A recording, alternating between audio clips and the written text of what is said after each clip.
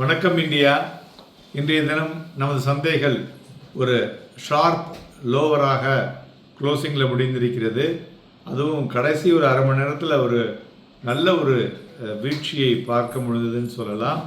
கிட்டத்தட்ட 308 புள்ளிகள் குறைந்து 23,794.45 முடிவடைந்திருக்கிறது. Heavy selling in information technology மற்றும் மெட்டல் ஸ்டாக்ஸ். மெயினாக இந்த easing geopolitical tension in middle east இருந்தாலும் ஒரு கான்ஷியஸ் அப்ரோச் குளோபல் மார்க்கெட்லேயும் பார்க்க முடிஞ்சது, நமது இந்திய பங்குச்சந்தையிலும் பார்க்க முடிஞ்சது. ஒரு ஸ்ட்ராங்காக ஒரு 7 நாளாக இருந்த ரேலியில் இருந்து இன்றைய தினம் ஒரு ஹால்ட் ஆகிருக்கு. கிட்டத்தட்ட 308 புள்ளிகள். Advances 706, declines 2214. ஸோ நிஃப்டியை பொறுத்தவரை இன்றைக்கி பார்த்தோன்னா கிட்டத்தட்ட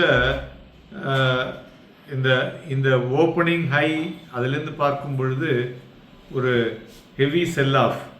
இதுமாரி வாலட்டிலிட்டி இண்டெக்ஸ் ஃபியர் காஜ் சொல்லுவோம் இல்லையா, அது பார்த்தோன்னா கிட்டத்தட்ட 8.5% இன்றைக்கு ஏறி இருக்கிறது.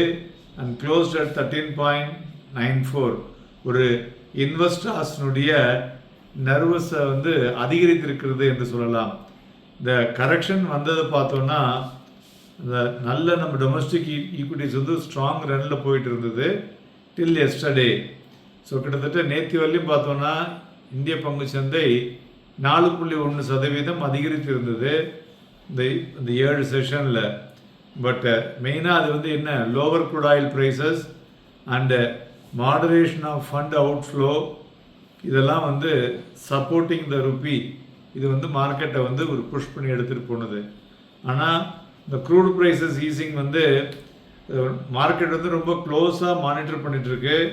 ஏன்னா because of the monsoon session. ஒரு well distributed monsoon session is expected. அதனால் ரூரலில் ஒரு நல்ல சப்போர்ட் கிடைக்கும், நம்மளுடைய இன்ஃப்ளேஷனும் ஒரு கண்டெயின் ஆகும் அப்படிங்கிறது கீ ஃபேக்டர்ஸ் இந்த மார்க்கெட் டைரக்ஷன் கம்மிங் வீக்ஸில் இருக்கக்கூடும்னு எதிர்பார்க்கலாம். இன்றைக்கி மெட்டல் ஸ்டாக்ஸ் மெயினாக விழுந்ததற்கு காரணம் பார்க்கும் பொழுது ஒரு ஷார்ப் செல்லிங் ப்ரெஷர். அது இந்த வேதாந்தா பண்ணின வேலை. அவங்க ஒரு கிட்டத்தட்ட ஒரு 2150 கோடி ரூபாய்க்கு ஒரு பிளாக் டீல் மார்க்கெட்டில் விற்றாங்க. அது விற்றது ஒரு நெகட்டிவ் இம்பேக்ட் இந்த இன்வெஸ்டர் சென்டிமெண்ட் ஆகி போனது. ஸோ ப்ளஸ் யூஎஸ் டாலர் இண்டெக்ஸும் 101க்கு மேலே டச் பண்ணினதுனால இந்த மெட்டல் கம்பெனிஸ் எல்லாம் கொஞ்சம் செல்லிங் ப்ரெஷர் வந்ததுன்னு சொல்லலாம். அதுமாரி ஸ்ட்ராங்காக யூஎஸ்டி ஒரு டிப்பிக்கல் ரைசஸ் பார்க்கும் பொழுது வாங்குறவங்களுக்கு அது ஒரு காஸ்ட் ஓவர் என்ன இருக்குன்னு சொல்லிட்டு டேக் ஓவர் நடக்காது கமாடிட்டி சைடில், அதனால் மெட்டல் சைட்லங்கிற மாதிரியான ஒரு இன்புட்டு. அதுபோல் அட்வான்சஸ் 706, டிக்ளைன்ஸ் பார்த்தோன்னா 2214. ஸோ மார்க்கெட்டினுடைய இந்த வாலட்டிலிட்டியை வைத்து பார்க்கும் பொழுது ப்ராடர் மார்க்கெட்டும் இன்றைக்கி ஃபுல்லாக under pressure. Breadth is also under pressure. So in favour of pace declining stocks. So 139 பங்குகள் 52 வீக் ஹை, 22 பங்குகள் 52 வீக் லோ, 111 பங்குகள் அப்பர் சர்க்கியூட், 76 பங்குகள் லோவர் சர்க்கியூட்டை டச் பண்ணியுள்ளது. துறைகளில் ஃபார்மா ஒண்டி தான் ஏறி இருக்கு. Metal, IT and PSU banks profit booking down. Cipla, doctor Reddy, Power Grid, Axis Bank, Sun Pharma buying. Infosys, TCS, Wipro, Adani and JSW Steel எல்லாம் வீழ்ச்சியை இன்றைக்கு தழுவின பங்குகள். அதுபோல் தங்கமும் இன்னைக்கு 1772 ரூபாய் டவுன், 1,46,000.